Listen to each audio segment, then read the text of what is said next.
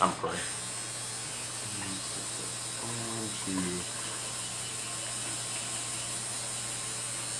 Can I have your mirror so I could like do my hair? Here, Mike, if I can just get you to like count to 10, just to get the audio levels good on you. What if I can't count to 10? Count as high as you can go and just repeat One, it. niner, 4, 5, 6, 11, 4. Like red, red leather, yellow leather. Shit. Yeah. Okay, now those audio levels are good. Okay. So I guess we can start is just you kind of providing a bit of information like about the Black Pearl and your own kind of experience here as a tattoo artist. Black Pearl, Yeah. open for 2 years as of April 5th. Been tattooing for about 7 years. We're starting my apprenticeship, so I guess tattooing for about 5 of those.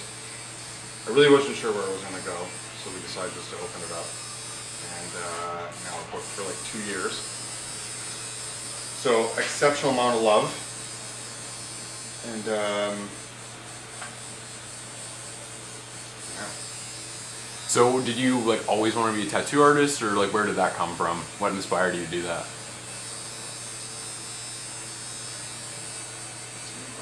No, I didn't always want to do that, actually. I didn't know what I wanted to do, but I had a bunch of drawings in a book, and then I think I bought my first tattoo magazine when I was about 13, and I think I was like in absolute awe of what I've seen. And at the time, it was great. I guess if you would see the same magazine now, it would probably be absolutely terrible work. But then, yeah, that's absolutely what I wanted to do. From that point on, before then, I didn't know. Probably what every other kid wants to do, an astronaut, that kind of thing. You know. Yeah, exactly. Yeah. And then I brought a bunch of sketchbooks to,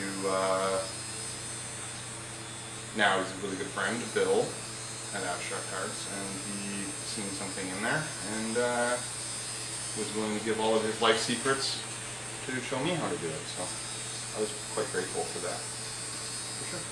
Okay. So I know you don't want to talk about like as far as like what your tattoos, you know, are supposed to mean to you or anything like that, but you mind talking about like maybe like your first tattoo or anything like that, or first tattoo? First tattoo, yeah. I was 16. Well, minus the whole stick and poke thing, with like the whole home jobs, being curious about it.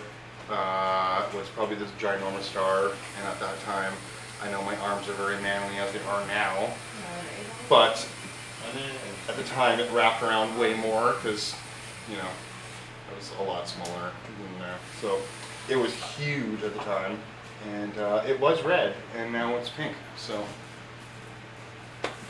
yeah, it's faded quite a bit. That was my first one, and I thought my mom would kill me, but she didn't. So as far as your style, because you're obviously like black and gray, like really like realistic, has that always sort of been your style, or was there No, somewhere this you was started? my style. Actually, I really liked this kind of old school, traditional kind of thing. Turns out, tried it, I wasn't good at it. I'm gonna leave it to people like Matt here behind you, and that's what he does, and you know, I'm sure he's tried different styles in his life and didn't work out. So, you know, that's your niche calling. I'm gonna leave that to them. So that sketchbook that you said, like you showed to someone and they kind of took you on as an apprentice or whatever, was that, you know, black and gray, or was that more like the traditional style, or like when you started with just sketching, did that come with a different style, or? I would say it was more like the neo-traditional, where it's traditional but over-exaggerated, so almost kind of new school, kind of cartoony, I guess. It was really illustrative. I tried it, and there's just, I seen things come back healed, and there was something wasn't right about it. I didn't know what it was, and I know now what it was. It's what it wasn't, and it just wasn't me. So, you know, that was my style. It was complete opposite from what I do now. So is there a reason that you like really enjoy doing the black and gray? Is like, does that come from somewhere, or is it just, you know you're good at it, or? Yeah, because there's literally no room for error. When someone comes to me and says, I need a portrait of my mother who passed away, that is probably the most flattering thing anyone's could ever ask me for, first off. And I think the amount of focus I need to put in that to make sure it looks like the person it needs to look like. If you put a cheekbone 1 millimeter off, it's no longer